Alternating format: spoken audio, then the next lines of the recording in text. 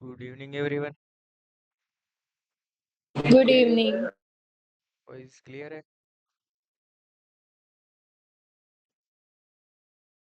Prayer के साथ शुरू करते हैं।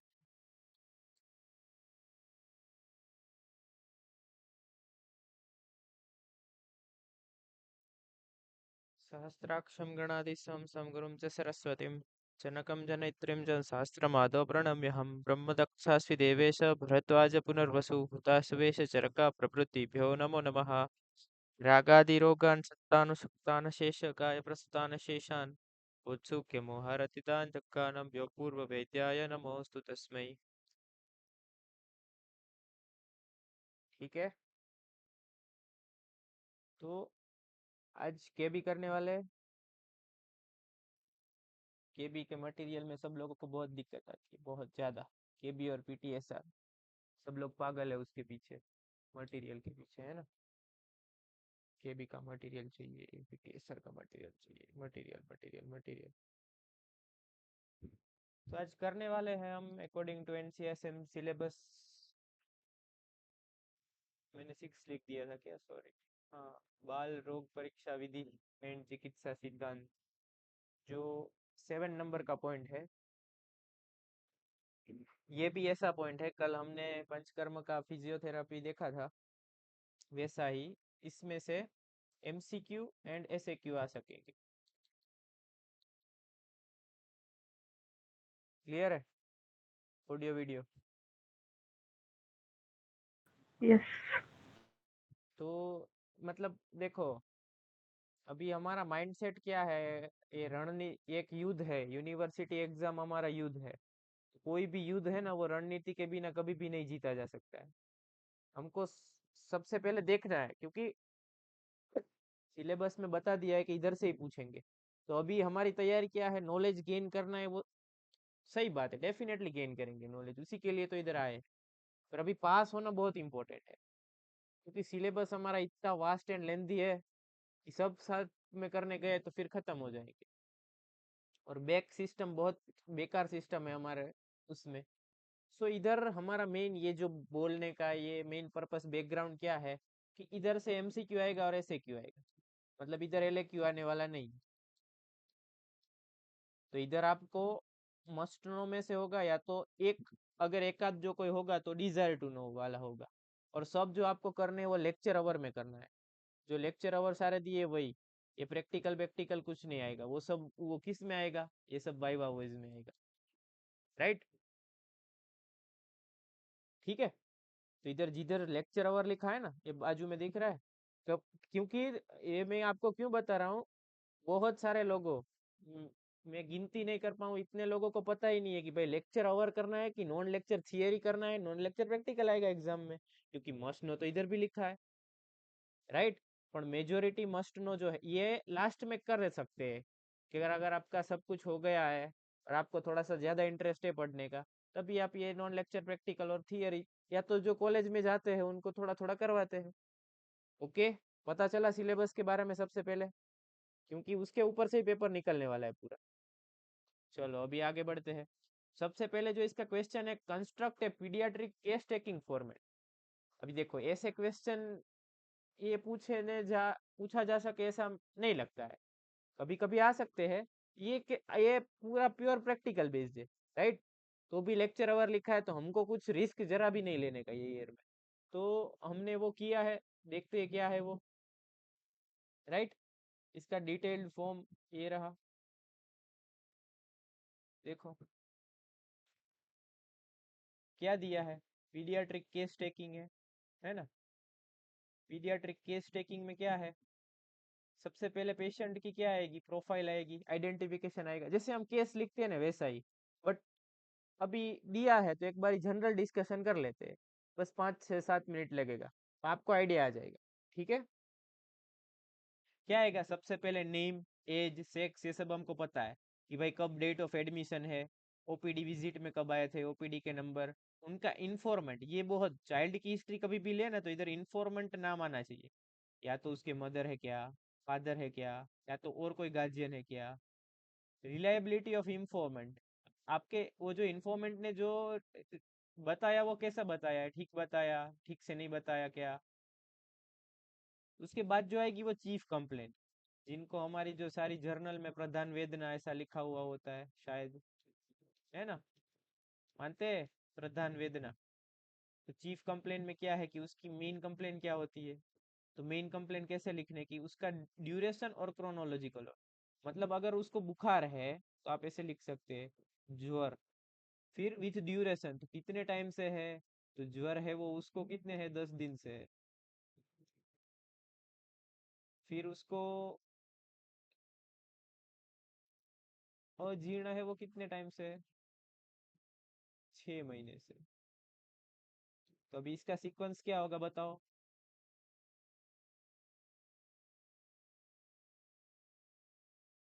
इन्होंने क्या बोला? Duration and chronological order. Chronological मतलब सीक्वेंस में डालना है। सबसे पहले जो लंबे समय से है तो सबसे पहले क्या आएगा? ये दोनों में से बड़ा कौन? अक्कल की भैंस। अक्कल बड़ी की भैंस। ऐसे इसमें ज्वर बड़ा कि अजीर्ण? अजीर्ण।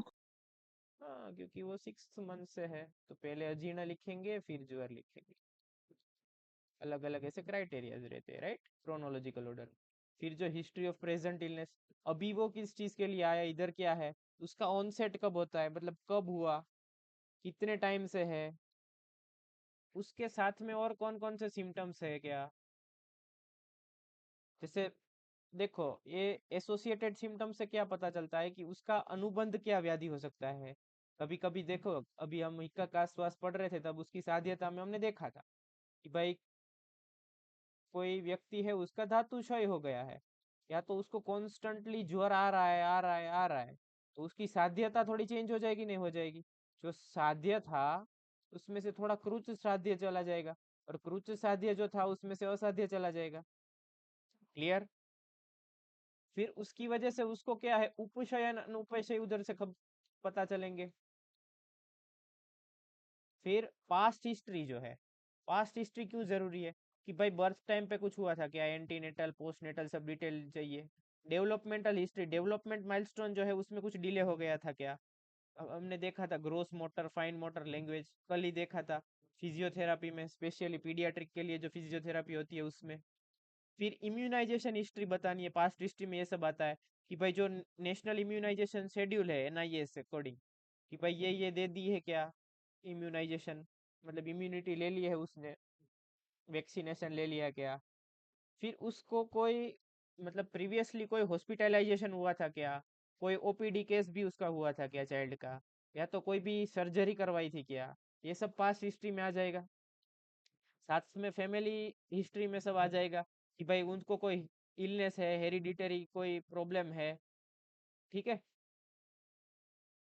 ये सोशियो इकोनॉमिक स्टेटस देख सकते हैं, पूछ के पता चल जाएगा। हाउस वेंटिलेशन, उसकी वजह से जो कुपोषण जन्य विकार जो है वो उसकी वजह से हो सकते हैं, जो न्यूट्रिशन में वही बोला है। ये वीनिंग कब होगा, एपेटाइट उसकी क्या है। ये मॉडर्न का है, इसीलिए इसमें सब मॉडर्न का लिखा है, इसमें भी मॉडर्न है, राइट? आगे क्या आएगा? भी ड्रग हिस्ट्री, ये इंपॉर्टेंट है, बहुत इंपॉर्टेंट है। मैंने स्टीरॉयड का एग्जांपल दिया था लेडी में, तो बच्चों में भी ड्रग जो है ना, वो क्या देनी है, कब देनी है, कैसे देनी है, very very important, very very important. क्योंकि बड़े लोग तो बोल सकते हैं, बच्चे बोल नहीं सकेंगे। सो फिर सिस्टम रिव्यू, कि भाई ड्रग दे दी, इसीलिए अगर आपने वो देखा होगा नियोनेटल रिसक्सिटेशन, तो उसमें पूरा एल्गोरिदम होता है कि भाई ये हो रहा है तो इसके बाद ये करो, ये नहीं है तो इसके बाद ये करो। और ये सब सोचने के लिए उनके, ये जो, मैं तो ऐसा समझता हूँ जो पीडियाट्रिक डॉक्टर है वो सब आर्मी की तरह ही है। आर्मी को क्या है, वो उसके पास करो या मरो सिचुएशन होती है। ये सब नियोनेटल रिसक्सिटेशन वगैरह उसके पास 1 मिनट में सब कुछ करना है, जैसे आर्मी को भी 1 मिनट में सब कुछ करना है, उसके पास कुछ नहीं है। तो वो जो गोल्डन मिनट होता है ना, वो इनको छोड़ना नहीं है। तो वो गोल्डन मिनट कब नहीं छोड़ सकते, या तो वो इतने कॉन्फिडेंट या इतने तैयार कब हो सकते हैं? जब उन्होंने प्रिपेयर किया होगा। अभ्यासात प्राप्यते दृष्टि, है ना, ऐसा स्लोगन है ना शास्त्र में। अभी फिर वेरियस सिस्टम, रेस्पिरेटरी वगैरह जो सारी सिस्टम है, उधर से पूरा पता चलना चाहिए कि भाई उधर उसको साइनोसिस दिख रहा है क्या, कोई रेस्पिरेटरी फेलियर है क्या, हार्ट में ये डेक्स्ट्रोकार्डिया है क्या, जीआई में कोई अल्सरेशन है क्या, यूरिनरी सिस्टम में टेस्टिस डिसेंड हुआ है क्या कि नहीं हुआ है, ये सब हम टेस्ट करते थे ना, अबगार स्कोर वाला, याद है सबको? फर्स्ट टर्म में आता था, पढ़ा होगा है वो सब।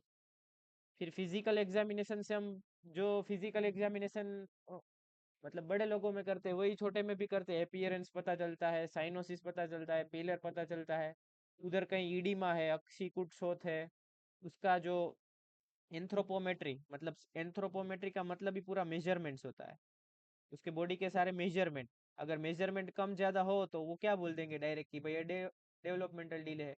इसके लिए वो आईएपी के पूरे चार्ट्स आते हैं, इसमें से पूरे चार्ट होते हैं, 25% होता है, 50% होता है, फिर समथिंग 70 और 80% होता है। 50, 25 और 70 जो है ना, ये नॉर्मल है।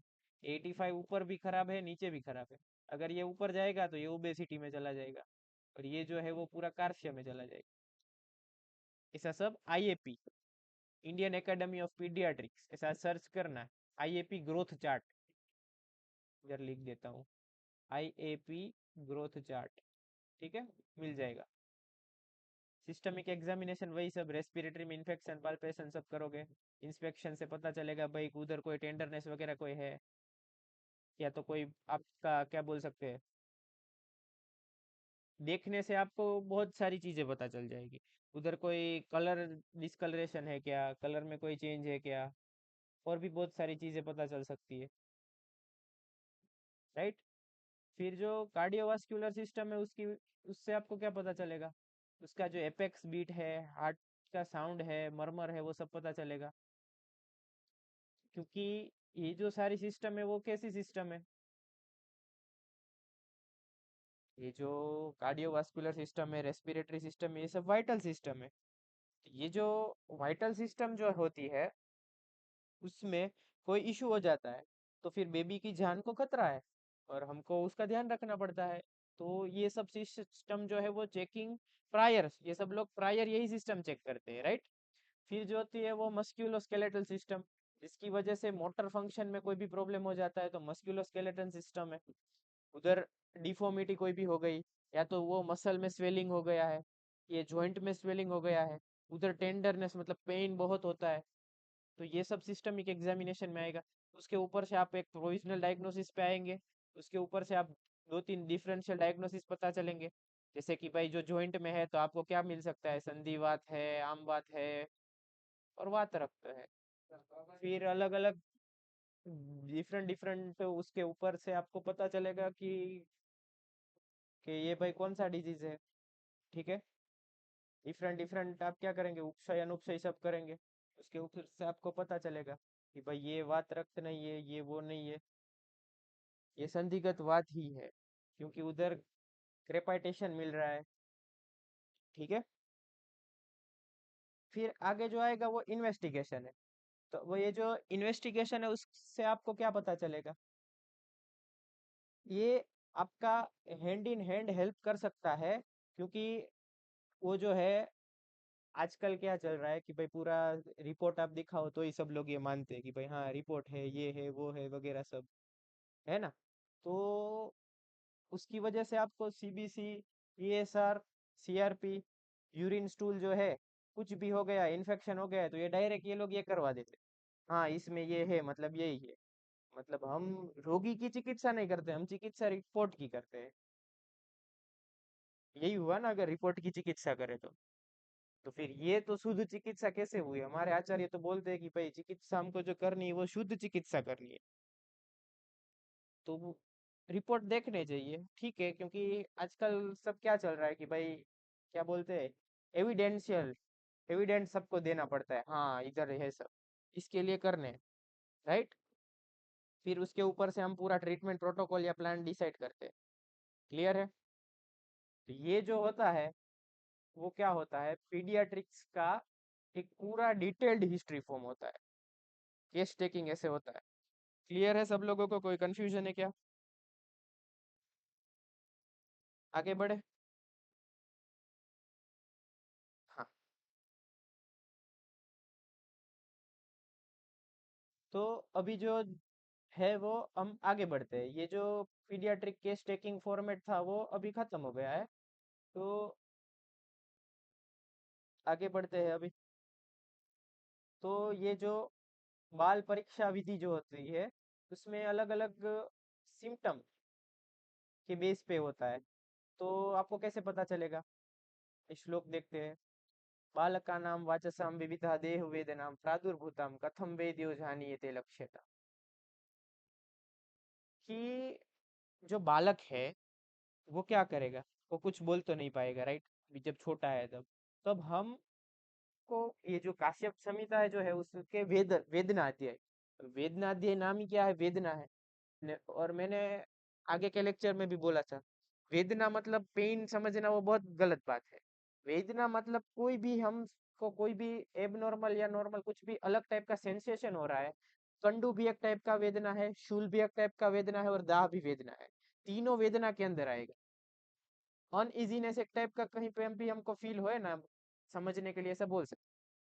चाइल्ड को अगर हो रहा है तो चाइल्ड किस चीज से बता पाएगा? वो बोल तो नहीं पा रहा है, तो वो क्या करेगा? हम्म। आवाज क्लियर नहीं है।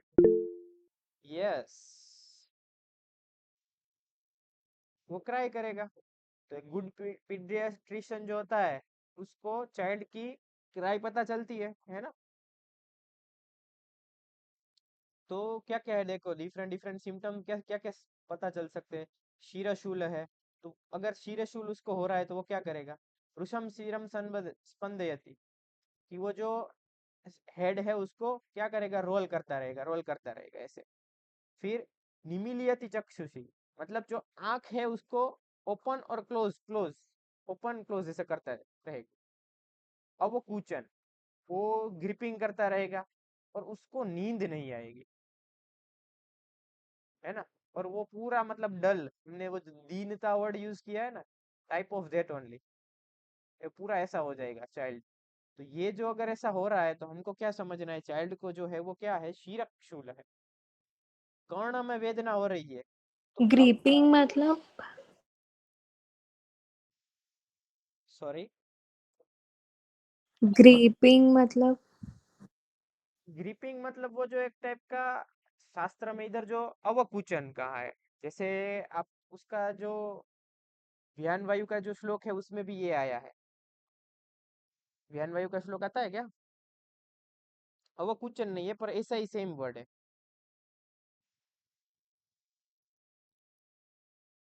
सोचो, व्यान वायु का फंक्शन क्या होता है? आंध्र कुंज? आंतरा कुंजन कैसे? नहीं नहीं, नहीं नहीं। ग्रिपिंग मतलब अवकुचन, कुंज आंत्र कुंजन जो होता है ना, वो क्या होता है? आंत आंत्र मतलब इंटेस्टाइन, इंटेस्टाइन में एक ऐसा टाइप का उधर वेदना होता है, प्रिकिंग टाइप हो, प्रिकिंग नहीं बोलेंगे पर एक इंटेस्टाइन की स्पेसिफिक वेदना होती है। तो वैसे भी ये जो अवकुचन को इन्होंने ग्रिपिंग बोला है। ग्रिपिंग एक टाइप का पेन है, राइट? जो इसको आपने सुना होगा, इसका सिनोनिम क्या होता है पता है? कोल की, कोयल की सुना है? बहुत बार लिखा हुआ होता है। जो हाँ। आपने जो आंत्र का बोला ना, इसको ये लोग ट्रांसलेट करते हैं, गुजराती में मरडा बोलते हैं, मरडा सुना होगा। उधर पूरा लिफ्ट, पूरा क्या बोलते हैं, सर्कुलर फॉर्म में अंदर वायु घूम रहा है ना, ऐसा आपको प्रतीति हो रही है कि वायु जो है पूरा सर्कुलर फॉर्म में घूम रहा है। वो एक टाइप की स्पेसिफिक वेदना है। कूचन मतलब ऐसे सर्कुलर फॉर्म में वो ऐसा घूम रहा है ना, मतलब कभी आपको इधर दर्द होगा, वायु उधर सर्कुलर फॉर्म में घूम रहा है, कभी इधर दर्द होगा, कभी इधर दर्द होगा। ओके। लेकिन वो हमें कैसे पता चलेगा? हाँ, ये जो चाइल्ड होता है ना, चाइल्ड, आवाज आ रही है मेरी? हेलो। हाँ हाँ। चाइल्ड जो होता है ना, वो चाइल्ड में पेन, ये जो पीडियाट्रिक्स वाले जो लोग होते हैं, ये चाइल्ड के लिए नहीं सबके लिए, पर इधर पीडियाट्रिक्स में मोर स्पेसिफिक है। चाइल्ड इधर नीचे भी लिखा होगा कि वो जो है ना वो टच करेगा वो रीजन, इधर उसको पेन हो रहा है वो उधर देख के टच करेगा। हमको तो, हम अभी क्या है, हमने आपने तो अभी पीडियाट्रिक्स कुछ इतना पढ़ा ही नहीं है, मैंने भी उतना नहीं पढ़ा है। पर जिन लोगों ने पीजी किया है, पीएचडी किया है, उसके ऊपर इतने पेशेंट देखे हैं, जैसे इमरान सर है, इमरान सर को मेरे ख्याल से सब लोग जानते होंगे जो सोशल मीडिया पे है, वेरी गुड पीडियाट्रिशियन। तो उनको पता वो चल जाता है वो पीडियाट्रिक से कैसे वो चाइल्ड से कैसे डील करते हैं। मेरे ख्याल से एलोपैथी के डॉक्टर है, हाँ। उनका बहुत अच्छा है ना। तो उनको पता चल जाता है कि वो चाइल्ड जो है ना, वो उधर देखेगा, पहले ऊपर देखेगा, फिर पेट में देखेगा, फिर उधर हाथ करके फिर मुंह ऐसा बना देगा, फिर रोएगा। फिर ऐसे आप अलग अलग चाइल्ड देखेंगे। ब्यूटी आयुर्वेदा में क्या है कि प्रकृति भी अलग होगी, तो आपको पता चलेगा कि भाई हाँ ये बात वाला ऐसे कर रहा है। आप खुद भी अगर ऐसे 50 चाइल्ड देखेंगे ना ओपीडी में, आप खुद जस्ट खाली देखेंगे, मेडिसिन मेडिसिन कुछ नहीं, तो फिर आगे आपको भी पता चलेगा हाँ इसमें तो ऐसा है। ओके, आगे बढ़ते हैं। कर्ण वेदना, अगर उधर जो कर्ण वेदना हो रही है, ऊपर क्या था शीरक, नीचे जो कर्ण वेदना है, अभी कर्ण वेदना में क्या होगा कि मैंने क्या बोला, अगर वेदना है तो वो जो चाइल्ड है वो उधर टच करने की कोशिश करेगी। हमको भी कभी वेदना होती है तब हम क्या करते हैं, प्रायः जो वेदना होती है वो क्या वात की वजह से होती है। और वात की वेदना, वेदना भी पित्त की वजह से भी कभी कभी हो सकती है, पर मेजोरिटी उधर वात तो होना होना होना ही चाहिए। तो जो अगर आपने वातज शिरशूल पढ़ा होगा तो उधर ऐसा लिखा है, वातज शिरशूल में कैसा लिखा है कि आपको अनुपशय या उपशय कब मिलेगा। वातज शिरशूल किसी ने पढ़ा है, याद है किसी को, वातज शिरशूल। मेरा ऑडियो क्लियर है, स्क्रीन दिख रही है। यस। अगर वातज शिरशूल है तो उधर ऐसा लिखा है कि आप अगर उधर पट्टी बांध देंगे ना तो आपको अच्छा हो जाएगा। मतलब उधर बांध दिया है, पकड़ लिया है। तो इधर चाइल्ड भी क्या करते हैं, हाँ हाँ यस, तो इधर चाइल्ड भी क्या उधर टच करने की ट्राई करेगा। तो अगर टच करेगा, राइट, तो उसको थोड़ा सा उपशय आएगा, ऐसा समझना है हमको। शिरोहो भ्रमते भ्रूषम, देखो, शिरो स्पंदते भ्रूषम मतलब वो हेड रोल करेगा। मतलब हम कभी कभी हमको ऐसा टास्क नहीं देते खेलने खेलने के, तुमको बोलना नहीं है, बोले बिना सब करना है, दम शरस वगैरह सब खेलते हैं, तब हम हेड ऐसे करने की ट्राई करते हैं ना बोलने की। सेम अगर बोल नहीं सकेंगे पर बोलने की ट्राई करनी है तो वो हेड है वो कोई भी प्रकार की मूवमेंट मतलब रोलिंग करेगी। फिर अरति मतलब वो थोड़ा सा डल हो जाएगा, डल मतलब वो अपनी नॉर्मल एक्टिविटी ठीक से नहीं कर पाएगा। पूरा उसका फेस जो है वो, हमारा मुंह कैसे छोटा हो जाता है, किसी ने हमको डांटा होगा, वाई वाह ऐसा पूरा ऐसा हो चला गया, मुंह सब छोटा हो जाता है। सेम ऊपर जैसा है ये इतना, राइट। मुख रोग, तो मुख रोग में क्या होगा, लाला स्राव, एक्सेसिव सेलिब्रेशन हो सकता है। स्तन्य द्वेष, क्योंकि वो मुख प्रदेश में रोग है तो वो कुछ भी लेने की वो रिफ्यूजिंग बोल देगा, नहीं भाई नहीं चाहिए, मतलब लेगा ही नहीं, राइट। फिर एक्सपेल द इंजेस्टेड फीड, पित्तम उद्रित शीरम, कि वो अगर अगर बाई चांस उसने ले भी लिया शीर, तो फिर उससे क्या हो जाएगा, वो डायरेक्टली मतलब वॉमिटिंग जैसा कर देगा, डायरेक्ट निकाल देगा, राइट, क्योंकि वो मुख प्रदेश में उसको कोई रोग हो गया है। फिर कंठ वेदना, कंठ वेदना में देखो इधर ज्वर भी लिखा है, ग्लानि ग्लानि भी लिखा है। और जो उधर श्लेष्मा सेविनम, पूरा उधर जो क्या हो जाता है, अवरोध हो जाता है श्लेष्मा का। हुआ है ना हमको भी कभी कभी, आपने कभी कभी ऐसा नोटिस किया है, स्पेसिफिकली ये, खास करके ये ऋतु में कैसा हो जाता है, दोपहर को इतनी धूप, सुबह में इतनी ठंडी, रात को भी इतनी ठंडी। तो सुबह मतलब सुबह में बहुत जल्दी उठते हैं कोई लोग 5-6 बजे, तब आपने देखा होगा कभी कभी नाक बंद हो जाता है। ऐसा महसूस किया है किसी ने, स्पेशली ऐसी जो बारिश बीच बीच में आ जाती है, ऋतु चेंज हो जाती है तब ऐसा, ऋतु संधि में। हाँ, तो इसके जैसा सेम फीलिंग चाइल्ड को रहेगा। और अभी देखो चाइल्ड को ऐसा क्यों रहेगा, कोई बता सकेगा अवरोध उधर क्यों ज्यादा रहेगा। कफ दोष की वजह से। हम्म, ऑलरेडी अवरोध जो होता है वो कफ की वजह से ज्यादातर होता है, मेजोरिटी। वैसे ही बता दिया है वयोरात्रि भुगतान नाम में कि उधर कफ ज्यादा रहता है। ओके। फिर अलग अलग डिजीज दिए, अधिजीविका गल ग्रह, उसमें मेजोरिटी में अरुचि ज्वर वगैरह है। ठीक है, ये समझने के लिए मैंने तीन चार बता दिए हैं। आगे देखते हैं अभी, क्योंकि ये जो है वो इसमें तो पूरे 35। 1 मिनट। तो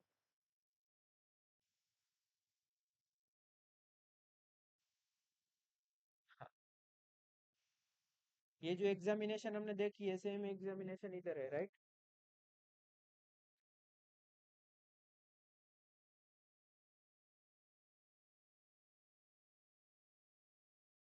नेक्स्ट पॉइंट। इधर तक क्लियर है? किसी को कोई कंफ्यूजन है?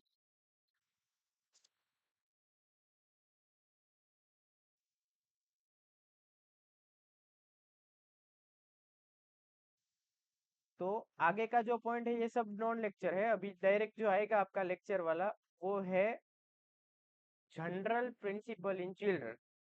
एसएक्यू में बहुत इंपॉर्टेंट। एसएक्यू में अगर आ सकता है कोई भी क्वेश्चन, तो उसमें से मेजोरिटी चांस जो है वो आने के यही है। ये आ सकता है एसएक्यू में डेफिनेटली।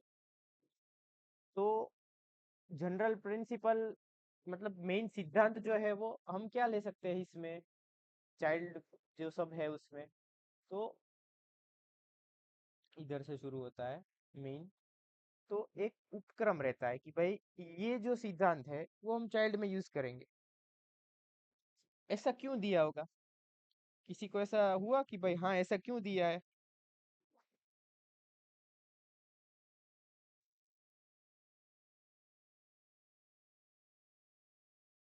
डोज के लिए।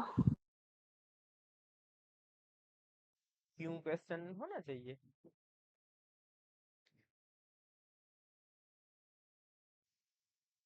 ये अच्छा है आंसर। दोष मतलब कोई ना भी नहीं बोल पाएगा हाँ आपने गलत बोला। मतलब अभी देखेंगे आगे वाइवा में भी, कभी भी नहीं आया मेरे को, मैं भी दोस्त बोल के आ जाऊंगा। सही है, थैंक यू।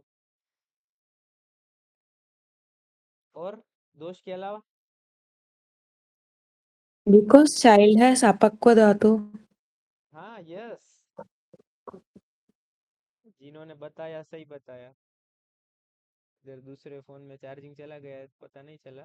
पर हाँ, जिन्होंने बताया अपक्व धातु। अभी देखो, रेट्रोस्पेक्ट एस्पेक्ट में जाओ, उल्टा पूरा क्या उल्टा। पंचकर्म चाइल्ड में करवाते हैं क्या? और भी कोई बहुत बहुत जो धातुशयी कर देती है ऐसी प्रोसेस नहीं करवाते हैं? बाल, वृद्ध, गर्भिणी, ऐसा पूरा एक्सेप्शन आया है क्या, याद है? हाँ। हाँ, तो उसमें धातु ठीक से नहीं होते। उसमें धातु क्षय हो गया होगा वृद्ध में, और बाल में तो अपरिपक्व धातु ऐसा लिखा है। बाल की डेफिनेशन जब आती है ना, तो सबसे पहले the first word comes in the definition of child is तत्र अपरिपक्व धातेषु धातुषु। इधर धातु ही अपरिपक्व है, तो इधर प्राय आप जो औषध देंगे वो कैसी औषध देंगे? पहले देखना है, अवरोध है तो आप दीपन पाचन दे सकते हैं।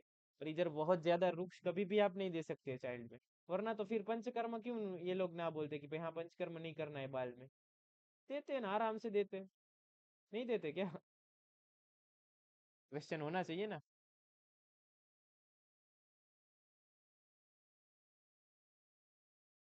गया क्या आवाज मेरा?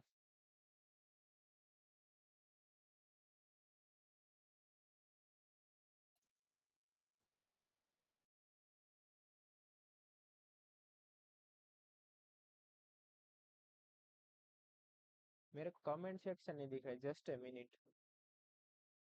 चार्जिंग चला गया ना फोन में, तो वो बंद है।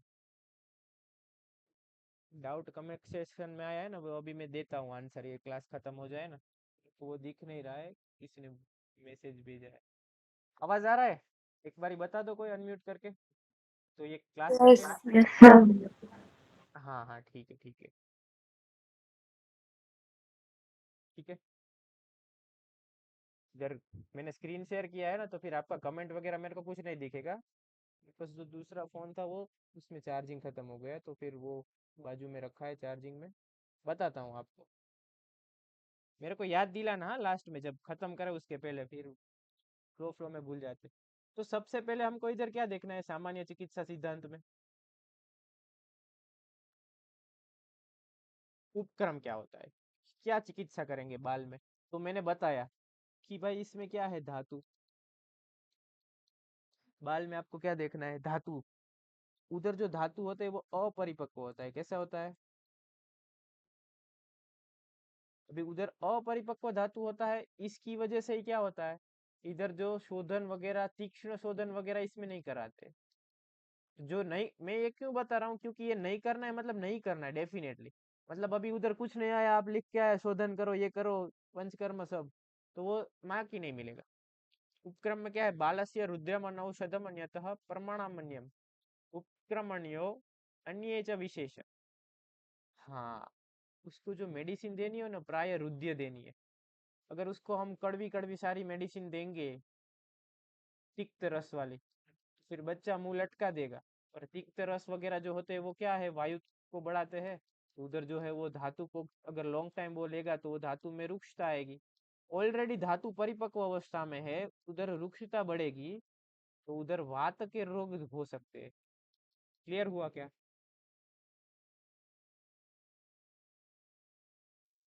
हम्म। हम्म। तो जो वो होगी वो हृदय होनी चाहिए।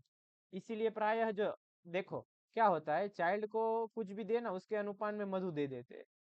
तो आप कुदरत की वो देखो, करामत देखो कैसी है कि भाई हाँ, भगवान, मतलब हम तो क्या ही सोच पाए, हमारा दिमाग। मधु एक ऐसा द्रव्य है कि वो पेलेटेबिलिटी भी बढ़ा देगा हमारी अच्छे से, है ना। उसका टेस्ट अच्छा है, उसके साथ कोई भी मेडिसिन भी दे सकते हो। और मधु का कर्म क्या है, क्या करता है ये, अनुरस क्या है इसका, रस नहीं, अनुरस कषाय है, छेदन करता है, कफ को भी कम करता है। और बाल में प्राय कौन सा दोष रहता है ज्यादा विशिएटेड, कफ। तो बाल में जो कफ विशिएटेड है, उसको मधु ठीक से क्या कर देगा, निकाल सकता है आराम से, है ना। इसीलिए इधर जो रुद्र औषध है उसमें हम मधु के बारे में, जब रुद्र वर्ड आता है तब हम क्या कर सकते हैं, सोच सकते हैं कि भाई अनुपान इसमें क्या हो सकता है, ये क्या हो सकता है।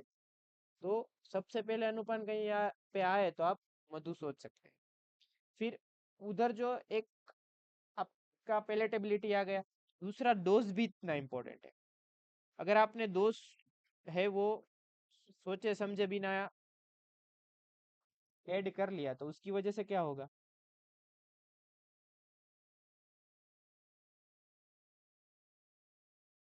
ऑडियो वीडियो क्लियर नहीं है क्या। क्लियर है। Done done, okay. तो अगर आपने सोचे समझे बिना डोज दे दिया चाइल्ड को, तो उधर उसको क्या हो सकता है, या तो अति योग हो जाएगा या तो मिथ्या योग हो जाएगा।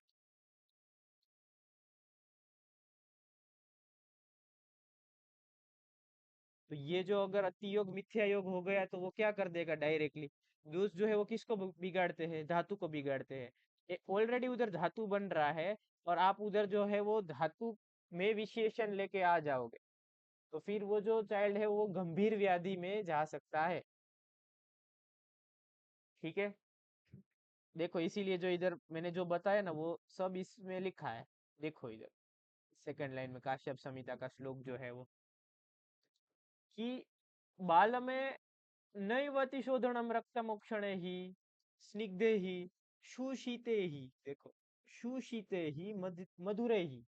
उधर जो देना है वो कैसा देना है, सीट और मधुर, क्योंकि वो बल या ब्रह्मण्य होता है। उधर धातु बन रहा है, कोई चीज बन रही है, उधर हम बिगाड़ने पे तुले हैं, तो फिर वो बन ही नहीं पाएगी। ओके। और अदाही भी, वो दाह प्रोड्यूस ना करे उधर, है ना। फिर मदर बार पानी पूरी खा रही है, पाव भाजी खा रही है, सब खा रही है, और फिर वो जो स्तन्य बनेगा वो कैसा बनेगा, कौन सा दोष उधर बिगड़ेगा, आप बताओ कौन सा दोष दूषित स्तन्य बनेगा उधर, अगर वो ब्रेस्ट फीडिंग पे है तो। कफ। कफ दोष बिगड़ेगा क्या पाव भाजी में, पाव भाजी मोमोज या कुछ भी, हाँ पित्त दोष। दिस पाव भाजी means suppose you think a very spicy dish, any spicy dish we take, then there will be vitiation of pitta in our body. So these pitta, now you go to that table, everyone remembering the table जो हमने बोल सकते हैं अगले साल में किया unlimited. था, स्थानीय दृष्टि का टेबल हमने दिवाली के पहले मतलब अगले साल में किया था, याद है क्या स्थानीय दृष्टि का टेबल। पित्त की वजह से कामला भी हो रहा था, पांडु भी हो रहा था, दाह भी हो रहा था। तो अभी इधर दाह क्या बोला है कि दवाई जो देनी है वो अविदा ही देनी है, मतलब वो दवाई वो पित्त को बढ़ाने वाली कभी भी नहीं होनी चाहिए, वरना बच्चे को प्रॉब्लम हो सकती है। और अगर दाह होगा तो फिर धातु विषय हो जाएगा, रक्त पित्त, उधर जो रक्त स्राव भी हो सकता है, क्योंकि पित्त और रक्त का कैसा संबंध है, what is the relation of पित्त एंड रक्त। आश्रय आश्रय। हाँ, एक बढ़ेगा दूसरा बढ़ेगा, राइट। क्लियर हुआ क्या, आगे बढ़ते हैं। तो इधर 3 पॉइंट आपको याद रखने हैं, एक बारी कोई बता दो मेरे को कौन से 3 पॉइंट इधर आप याद रखेंगे। सबसे पहले ये जो लाइन की है उसमें से कौन कौन सी मेडिसिन आपको बाल को देनी है। एक क्या होनी चाहिए, स्निग्ध, एक शीत, एक मधुर, और एक अविदाही। ये क्वेश्चन आने वाला है एग्जाम में। फिर ऊनद्वादश वर्षाणाम न एकांते वचारित। एकांत मतलब अगर वो बच्चा है वो 12 साल से कम उम्र वाला है, a child which is the age of less than 12 years, 12 साल से कम उम्र वाला चाइल्ड है, उसको आप कोई भी कंटिन्यूअस मेडिसिन नहीं दे सकते हो। अभी ये चीज आई ना तो मैं 2 मिनट क्यों रुक गया, क्या मैं भूल गया था क्या, वो नहीं है, मैं इसीलिए रुका क्योंकि मेरे दिमाग में एक और भी चीज आई कि ऐसी चीज और भी संहिता में कहीं आती है। कहाँ पे आती है, चलो टैलेंटेड लोग टैलेंट बाहर निकालो, कि ये ऐसी चीज है जो लंबे समय तक यूज नहीं करनी है। शायद वो 3 है, शायद वो पहले पहले ही कोई अध्याय में आती है। क्षार। पिपली लवण क्षार। पिपले लवण क्षार। है ना, याद आ गई ना, आप सब भी टैलेंटेड हो भाई। वो भी क्या है, पुंसत्व, पुंसत्व जो है वो उसको भी हरण करेगी, धातु को भी कम करेगा, सब ऐसा होगा उधर भी। तो इधर भी ऐसे संहिता ऐसे पढ़ेंगे, ये काश्यप संहिता में ऐसा दिया है, ये जो मैंने बताया वो चरक संहिता में दिया है। पीजी तो ऐसा नहीं है कि कोई एक ही एग्जाम में से आएगा, मतलब एक ही संहिता में से आएगा। इधर मेन स्पेसिफिक क्या याद रखना है, वो बाल वाला है, तो बाल में क्या है कि भाई जो 12 वर्ष से कम है, ऊनद्वादश वर्षाणाम न एकांते नान्वचारित, मतलब कंटिन्यूअसली कुछ भी नहीं देना है, बीच में थोड़ा सा गैप होना चाहिए। वरना अगर कंटिन्यूअसली दे देंगे तो क्या होगा, if you give anything continuously, तो वो ये जो मॉडर्न वाले सो कॉल्ड रेजिस्टेंस बोलते हैं ना, वो रेजिस्टेंस उधर डेवलप हो जाएगा। क्लियर। फिर जो दूसरा है, ये श्लोक सबको मतलब ऐसा लगता है, हाँ ये याद रख देने का। ये सब अगर ना याद रहे तो इधर देखो वर्ड्स याद रख देने के, सुशीतम मधुरे दाह, इधर आप सुस्निग्धम शीत वाला है ना, ये वाला, इधर आप अंकियस लिखोगे ना तो मार्क्स आपको पॉइंट, एक मार्क्स की ट्रिक दो, किसी ने आया 2-3 मैसेज 2-3 दिन पहले ही बोला था, यूनिवर्सिटी में अच्छे मार्क्स लेने के हैं तो ट्रिक बताओ, तो ये सब ट्रिक है वो। उधर आप अंकियस लिखोगे तो वो आपको 0.5 मार्क्स ही देगा, उधर आप स्निग्ध लिख के ब्रैकेट में अंकियस देंगे तो वो पूरा वो देखेगा भी नहीं, वो स्निग्ध ही देखेगा, राइट।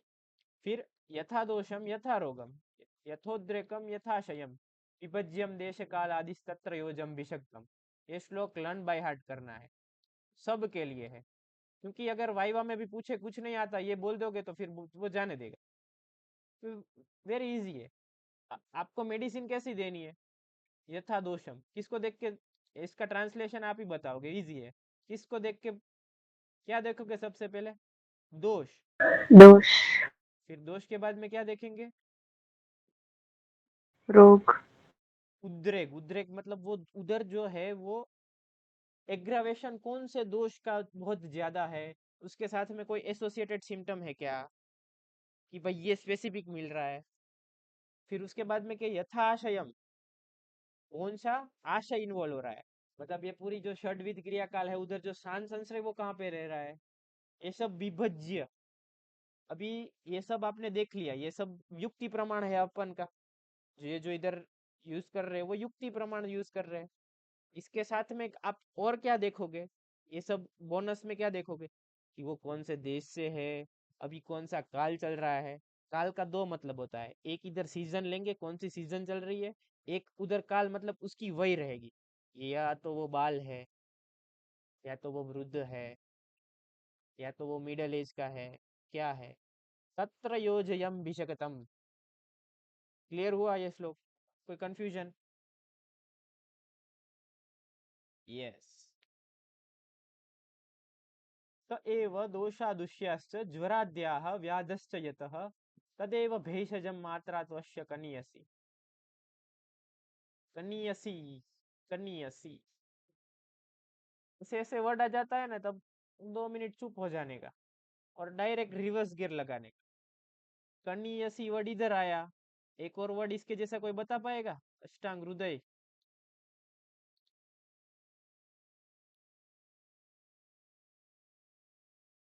रस्यसी। रस्यसी ऋष्य। मात्रा। इसमें आएगी रस्यसी मात्रा।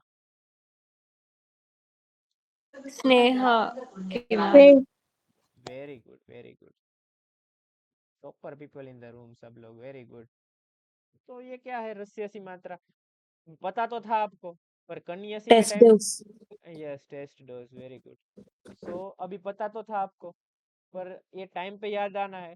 तो धीरे धीरे मेरा काम यही है, 5 मिनट रिव्यू आए, मैं लेक्चर के बाद रिव्यू लेता हूँ क्या है क्या नहीं। आप सब तो देते नहीं हो तो फिर मेरे को पूछना पड़ता है। तो फिर मैंने पूछा है, तो ऐसा भी आया है कि भाई लेक्चर बहुत बड़ा हो रहा है। बीच में ऐसा भी आया है क्लिनिकल एग्जाम्पल भी दो, you can give some clinical examination examples. फिर बीच में ऐसा है कि आप पीजी के पॉइंट ऑफ व्यू से भी थोड़ा बताओ। तो फिर इधर ऐसा है कि आपको ऐसा पढ़ना है, कन्नियसी आ गया तो कन्नियसी जैसा सेम वर्ड कहाँ पे आएगा? रुस्यसी। और रुस्यसी कहाँ पे आएगा? तो भाई स्नेह में आएगा। Okay, clear? तो इधर क्या पता चलेगा आपको? दोष दुष्य से पता चलेगा, दोष दुष्य आपको पता चल गया तो एव दोष दुष्य से ज्वरादया व्याधयश्च यत्। मतलब इधर आपको दोष दुष्य पता चल गया। इफ यू नो द दोष दुष्य then you can know the दोष दुष्य समूर्चना, एंड दोष दुष्य समूर्चना इज ओनली द व्याधि। The Vyadhi will manifest determined on where there is खवे गुण्य। व्याधि वहां पे ही मैनिफेस्ट होगी जहां पे खवे गुण्य रहेगा, और जहां पे दोष क्या करेंगे? स्थान संश्रय लेंगे। तो बस अभी देख लो ये तीन चीजें, जहां जहां पे ले रहे हो उसका ऑपोजिट गुण दे दो। पर इधर मात्रा देनी है वो बहुत मिनिमम देनी है, चाइल्ड है, क्योंकि उधर धातु उतने डेवलप नहीं है तो आप नहीं दे सकते उतनी मात्रा। बस्ती साध्य वीरे केरणम मरसम प्रतिमर्सम। अगर देखो ये पता चला, एमसीक्यू में पूछेंगे। हाँ, ये एक बार पढ़ोगे तो नहीं पता चलेगा। बस्ती साध्य वीरेकेणम मर्शनम प्रतिमर्शन। कि भाई जिसको जिधर विरेचन करवाना है उधर आप क्या कराओ? बस्ती कराओ। प्रतिमर्श किधर कराओ? जिधर मर्श चाहिए। प्रतिमर्श मतलब लेस डोज, मर्श मतलब मोर डोज, म मतलब महती आ जाएगा, है ना। एक एसीपी है, एक डीसीपी है। डीसीपी बड़ा हो गया ना, ये असिस्टेंट है, ये डेप्यूटी है, डेप्यूटी मतलब बड़ा हो गया। और बस्ती इधर क्यों देना है? इधर बस्ती भी देंगे तो वो मात्रा टाइप या तो जो बॉडी में थोड़ा सा स्नेहन करेगी, क्योंकि धातुशय है, क्योंकि परिपक्व धातु ही नहीं है ना, मतलब धातु कम हो जाएगा ना अगर ऐसा सब करते जाएंगे। तो धातु कम रहेगा तो हमको इधर धातु से जैसी ही सिचुएशन इमेजिन करके आगे जाना है। ऑलरेडी अगर उधर कुछ ना कुछ हमने विरेचन दे दिया, मतलब बॉडी में ऑलरेडी धातु बन रहा है और आप उधर से धातु बाहर निकालो, कोई भी चीज बाहर निकालेंगे तो क्या होगा, वो जगह पे एक देश वृद्धि एक देश क्षय, बॉडी के बाहर क्या हो जाएगा, वृद्धि हो जाएगा, और बॉडी के अंदर क्षय हो जाएगा। ओके, क्या लिखा है, युंजाद विरेचन आदि शुद्ध धात्रियाम एव यथोद, मतलब वो जो विरेचन अगर कुछ देने की भी जरूरत है तो भी किसको देना है, मदर को देना है, राइट। वमन आदि नहीं देना है, क्यों नहीं देना है, क्योंकि वो मृदु है, परतंत्रम है, मतलब वो डिपेंड है, चाइल्ड जो है वो दूसरे के ऊपर डिपेंडेंट है। मानते हैं ना, चाइल्ड अपने आप सब कुछ कर सकता है क्या, तो फिर मम्मी पापा की क्या जरूरत है ना, अगर वो अपने आप सब कर दे तो। वाक चेष्टयोर असामर्थ्यम, ऐसा देखो, ये इसके ऊपर इम्पोर्टेंट श्लोक है, एमसीक्यू पूछ सकते हैं इधर से। भीषजम च अल्पमात्रम तु यथा व्याधिम प्रयोज्येत, इसमें ऐसा पूछेंगे, निवृत्तिर्वमन आदि नाम dash dash dash is used for dash. तो ये जो अगर रेफरेंस क्वेश्चन पूछे तो ये बाल का है, और इधर जो आप भेषज देंगे वो कितनी मात्रा में देंगे, ये भी क्वेश्चन पूछेंगे। भेषजम डैश तो यथा व्याधिम प्रयोज्येत, भेषज हमेशा कैसी देनी है, अल्प मात्रा। आचार्य चरक ने क्या बोला है, अल्प मात्रा। आगे कौन सा आए थे आचार्य वाग्भट जी, उन्होंने क्या बोला है, कहाँ गया ऊपर, यस वाग्भट जी, उन्होंने क्या बोला, कनीयसी। हो गया पीजी का क्वेश्चन। बाल में अल्प मात्रा किस में देंगे, बाल में कनीयसी किधर आएगा। ओके, अभी नेचर ऑफ द औषधि आ जाएगा। मधुराणी कषायानि शीरवंती मृदुनी च प्रयोजयेत, पिशक बाले मतिमान प्रमाणत, मधुर देना है, थोड़ा सा कषाय रस भी होना चाहिए उधर। किसके साथ देना है, शीर क्यों बाल को देंगे, और शीर का और कोई भी व्याधि में प्रयोग हो रहा है क्या, हो रहा है तो कौन सी अवस्था में हो रहा है, चलो बताओ। ज्वर, यस ज्वरा, व्हाट इज द अवस्था ऑफ ज्वरा, which when we use the शीर, विराम अवस्था, आफ्टर 10 days. अच्छा, तो उसको एक स्पेसिफिक अवस्था पे बोलते हैं, नाम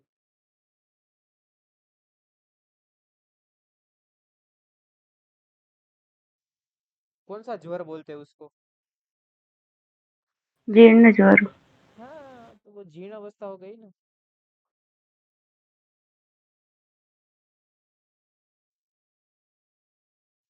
पता चला क्या, हम्म, यस। तो उधर क्यों देंगे, उधर वात और पित्त चला गया है और धातु उधर क्या हो रहा है, क्षय हो रहा है, इधर भी धातु है वो बन रहा है। तो जो शीर है वो क्या करता है, उसके गुण क्या है, बल्य ब्रह्मण्य होता है। दूसरा, शीर की एक और गुण क्या है, याद है किसी को, फर्स्ट लाइन शीर मानो या तो मधुर रस की फर्स्ट लाइन, आजन्म साथ में। हाँ लैक्टोस इंटॉलरेंस कहीं पे देखता हूँ ना तो मेरे को ये आजन्म सात्वियत सबसे पहले मेरे आंख में वही आता है। कोई बोलते हैं ना, मैं उसको सामने बोलता हूँ, अच्छा ऐसा है तो फिर आचार्य तो क्या पता, है ना। और हमको जो मेडिसिन देनी है वो इधर कैसी देनी है, मृदु देनी है, डेफिनेटली इंपॉर्टेंट। तो अभी देखो ये ट्रिक क्या है, इसमें कोई इंडिकेशन दिया है, आपको कॉन्ट्रा इंडिकेशन लिखना है तो आप आराम से लिखेंगे, कि मेरे से ज्यादा आप अच्छा लिख देंगे। कि हमको तीन चीज इधर याद रखनी है, कौन सी तीन चीज, वन इज स्निग्ध, वन इज शीत, अनदर इज मधुर। अभी इससे उल्टा कौन सा है, कटु। अभी वो कटु बालक को नहीं खाना है तो फिर मदर को खाना है क्या, है हाँ कि ना, यस और नो। बिल्कुल नहीं। यस, तो फिर अगर आप वैद्य बन गए तो आपको समाज में ये फैलाना है। खाली हम पास होने के लिए नहीं पढ़ते, समाज में इनको बताना है कि भाई, उनको बताना है कि my dear all mothers, it is very bad. And ये आपके चाइल्ड के ऊपर ऐसा इम्पेक्ट करेगा कि फ्यूचर में, देखो फ्यूचर में मेडिकल फील्ड है ना, आजकल मेडिकल फील्ड में लोग इन्वेस्ट क्यों करते हैं? कोई भी आप होम्योपैथी, फिजियोथेरापी, नर्सिंग, कुछ भी, फ्यूचर में डिजीज है वो बहुत बढ़ने वाले हैं। There will be a flood of diseases. और फ्यूचर में जो है ना, वो कुष्ठ जैसे डिजीज हो जाएंगे। मतलब वो जो है पाप कर्म से हो रहे हैं, है ना। अभी पाप कर्म already they are saying that they are not having the cure of the curable disease. अभी अनकोजेबल डिजीज का कोज वो लोग कहाँ से ढूंढेंगे? अभी आप लोग सोचो, है ना। तो अभी किसका टाइम आने वाला है, आपको क्या लगेगा? है, देव विपाश्रय चिकित्सा कौन से शास्त्र के पास है? सत्ववाद चिकित्सा कौन से शास्त्र के पास है? विच शास्त्र हैज दिस ऑल चिकित्सा? अपना टाइम आएगा। यस। तो अपना टाइम कैसे आएगा? हमको अपनी पात्रता डेवलप करनी है। We have to develop like this attitude और our personality like that, because this all foreigner and other all people, वो सब पीपल को इधर ही आना है, क्योंकि दे डोंट है, उसके पास क्या है भाई, इडियोपैथिक है सब कुछ। तो रिसर्च करेंगे क्या मिलेगा? ये बकरी के साथ रहो, ऐसा आचार्य ने कोई व्याधि में लिखा है, कोई व्याधि में लिखा है आप गाय माता जी के पास रहो। तो उधर वो देखने जाएंगे क्या कि काऊ के पास ये एंजाइम है, उसमें से इंसान में एंजाइम पास हो गई क्या, ये वो सब। तो, तो इसीलिए ये जो इम्पोर्टेंट शास्त्र का है, specially KB and PTSR, very important subject है ना। गर्भ संस्कार जो होता है, वो नई पीढ़ी जो आने वाली है वो अच्छी आए। अगर वो गर्भ में से उसकी इम्यून सिस्टम अच्छी है, एड लग रहा है तो सुन लेना 1-1.5 मिनट, कभी फ्यूचर में काम आएगा, जब कुर्सी में बैठेंगे ना वैद्य की, तब ये सारी चीजें काम आएगी। क्योंकि तभी तो पास हो गए होंगे, डिग्री बिग्री सब आ गया होगा, तभी डिग्री की कोई कदर नहीं होगी, बोलेंगे अरे यार फालतू में इतना पढ़ रहे थे, है ना। पर पढ़ना तो पड़ेगा, फालतू में भले पढ़े रहे। तो ऐसे हमेशा काउंसिल, आपके बाजू में भी कोई बच्चा है, आपको कुछ नहीं आता है, तो आप उसको, उनके मदर और फादर को ऐसा काउंसिल करो कि आप ट्राई करो कि है मॉडर्न मेडिसिन कम ले। क्योंकि मॉडर्न मेडिसिन जो होती है उसकी बहुत सारी साइड इफेक्ट होती है।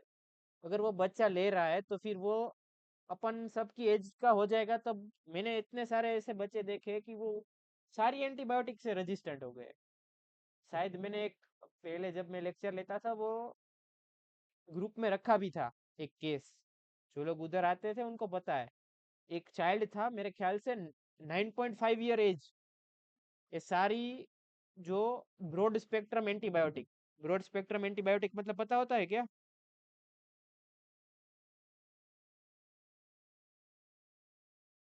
किसको पता है ब्रॉड स्पेक्ट्रम एंटीबायोटिक क्या होती है? ये सब बाल का चल रहा है इसलिए मैं थोड़ा सा डीप में बता रहा हूँ। Acts on various kinds of diseases. Broad spectrum मतलब, broad word is only broad, मतलब वो जो बैक्टीरिया की सेल मेम्ब्रेन तोड़ देता है, मतलब ये वेरी तीक्ष्ण, तीक्ष्ण हमारी भाषा में बोले तो वेरी तीक्ष्ण है। तो उससे भी वो रेजिस्ट हो गया, मतलब he is not, his body is not giving effect to that antibiotic at the age of 9.5 years old. अब सोचो वो चाइल्ड का क्या होगा अगर कोरोना आ गया अभी फिर से, तो वो क्या करेगा? Antibiotic, there is no any antibiotic which is giving any effect, just except 1 or 2। उसको नेफ्रोलॉजी का हो गया था और कॉलेज में आए थे हमारी, हम उसकी हिस्ट्री लेने गए थे।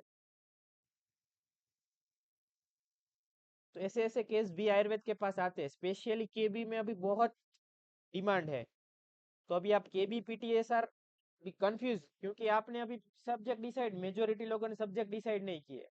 केबी पीटीएसआर सोचो आप, देखो क्या क्या हो सकता है। चाइल्ड जो है वो अभी क्या है, नया ही है, तो उसके ऊपर आप जो आयुर्वेद में करना चाहते हो ना, बहुत अच्छे से आप कर पाओगे। ये सब कब कर पाओगे? जब आपके पास कुछ नॉलेज होगा, आपने संहिता ध्यान से पढ़ी होगी, समिता, अगर श्लोक याद नहीं रह रहे पर समिता के जो सिद्धांत है वो आपको पता होंगे। क्लियर है? औषधि मात्रा, है ना?